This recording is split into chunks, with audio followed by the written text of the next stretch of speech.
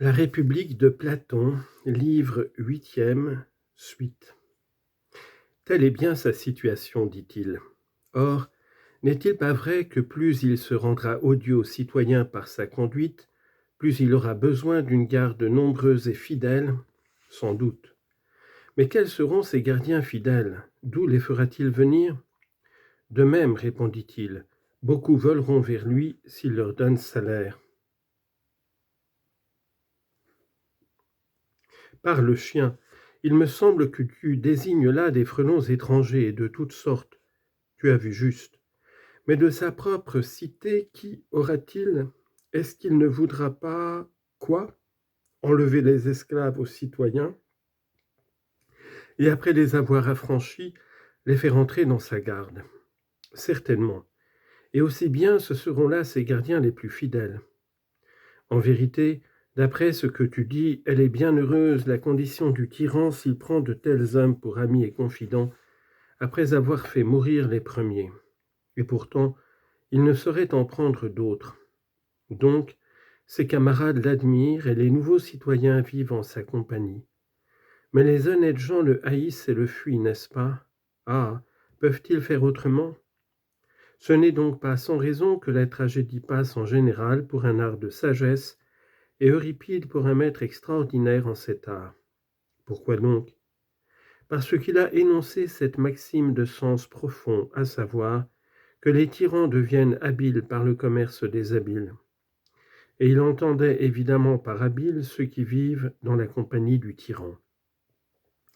Il loue aussi, ajouta-t-il, la tyrannie comme divine et lui décerne bien d'autres éloges, lui et les autres poètes.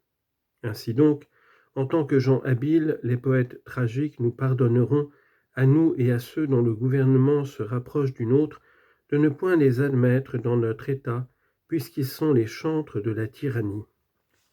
Je crois, dit-il, qu'ils nous pardonneront, du moins ceux d'entre eux qui ont de l'esprit. Ils peuvent, je pense, parcourir les autres cités, y rassembler les foules, et prenant à gage des voix belles, puissantes et insinuantes, entraîner les gouvernements vers la démocratie et la tyrannie. Sûrement. D'autant plus qu'ils sont payés et comblés d'honneur pour cela, en premier lieu par les tyrans, en second lieu par les démocraties. Mais à mesure qu'ils remontent la pente des constitutions, leur renommée faiblit, comme si le manque de souffle l'empêchait d'avancer. C'est exact. Mais, repris-je, nous nous sommes écartés du sujet. Revenons-en à l'armée du tyran, cette troupe belle, nombreuse, diverse et toujours renouvelée, et voyons comment elle est entretenue. Il est évident, dit-il, que si la cité possède des trésors sacrés, le tyran y puisera. Et tant que le produit de leur vente pourra suffire, il n'imposera pas au peuple de trop lourdes contributions.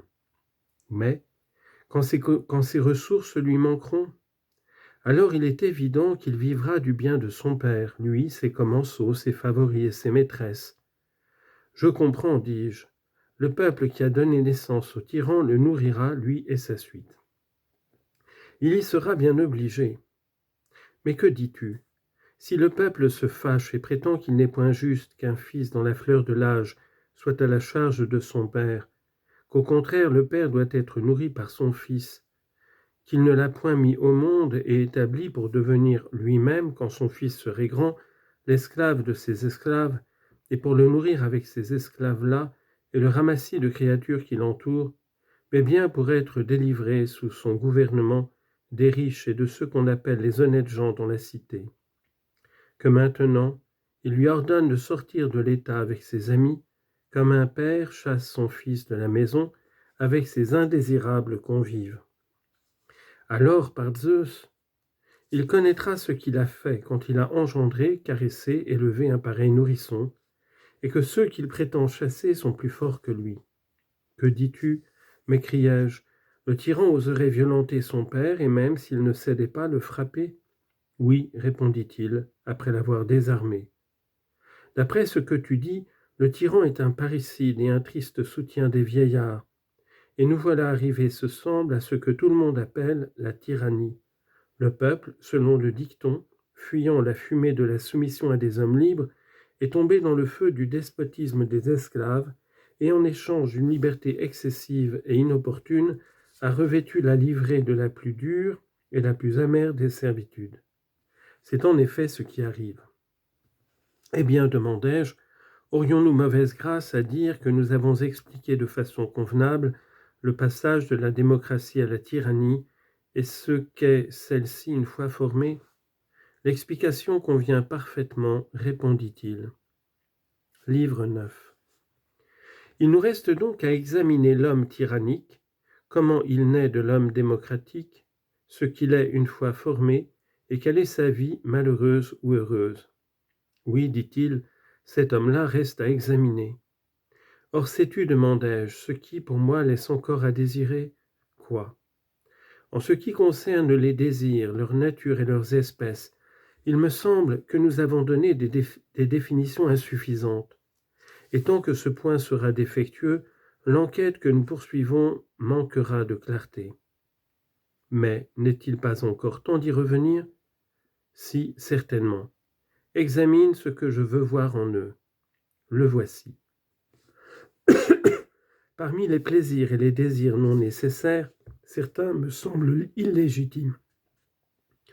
Ils sont probablement innés en chacun de nous. Mais réprimés par les lois et les désirs meilleurs, avec l'aide de la raison, ils peuvent chez quelques-uns être totalement extirpés ou ne rester qu'en petit nombre et affaiblis, tandis que chez les autres, ils subsistent plus forts et plus nombreux. Mais de quel désir parles-tu? De ceux, répondis-je, qui s'éveillent pendant le sommeil, lorsque repose cette partie de l'âme qui est raisonnable, douce et faite pour commander à l'autre, et que la partie bestiale et sauvage, gorgée de nourriture ou de vin, tressaille, et après avoir secoué le sommeil, part en quête de satisfaction à donner à ses appétits. Tu sais qu'en pareil cas, elle ose tout, comme si elle était délivrée et affranchie de toute honte et de toute prudence. Elle ne craint point d'essayer, en imagination, de s'unir à sa mère ou à qui que ce soit, homme, dieu ou bête, de se souiller de n'importe quel meurtre, et de ne s'abstenir d'aucune sorte de nourriture. En un mot, il n'est point de folie, point d'impudence dont elle ne soit capable.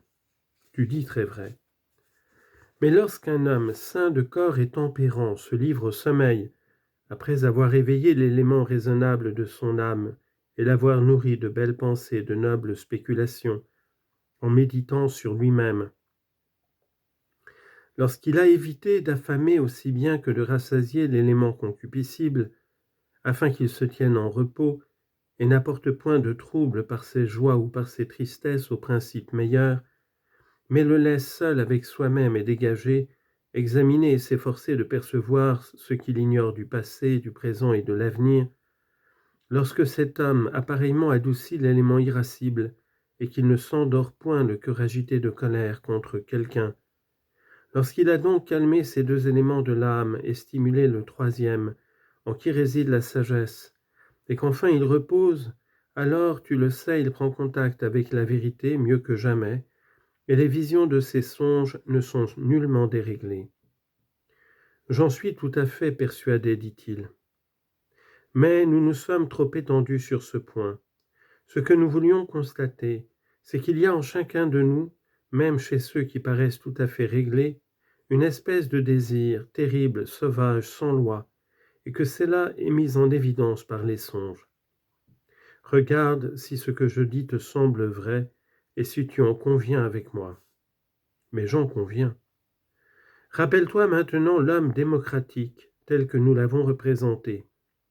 Il est formé dès l'enfance par un père parcimonieux, honorant les seuls désirs intéressés et méprisant les désirs superflus qui n'ont pour objet que l'amusement et le luxe. N'est-ce pas? Oui. Mais ayant fréquenté des hommes plus raffinés et pleins de ces désirs que nous décrivions tout à l'heure, il se livre à tous les déportements et adopte la conduite de ces hommes-là par aversion pour la parcimonie de son père. Cependant, comme il est d'un naturel meilleur que ses corrupteurs, tiraillé en deux sens opposés, il finit par prendre le milieu entre ces deux genres d'existence et demandant à chacun des jouissances qu'il juge modérées, Il mène une vie exempte d'étroitesse et de dérèglement. Ainsi, d'oligarchique, il est devenu démocratique. C'était bien, dit-il, et c'est encore l'idée que nous avons d'un tel homme. Suppose maintenant que devenu vieux à son tour, il est un fils élevé dans ses habitudes semblables. Je le suppose. Suppose en outre qu'il lui arrive la même chose qu'à son père, qu'il soit entraîné dans un dérèglement complet, nommé par ceux qui l'entraînent liberté complète, que son père et ses proches portent secours au désir intermédiaire et les autres à la faction opposée, quand ces habiles magiciens et faiseurs de tyrans désespèrent de retenir le jeune homme par tout autre moyen, il s'ingénie à faire naître en lui un amour qui préside au désir oisif et prodigue, quelque frelon ailé de grande taille. Ou bien crois-tu que l'amour soit autre chose chez de tels hommes? Non, dit-il, ce n'est rien d'autre.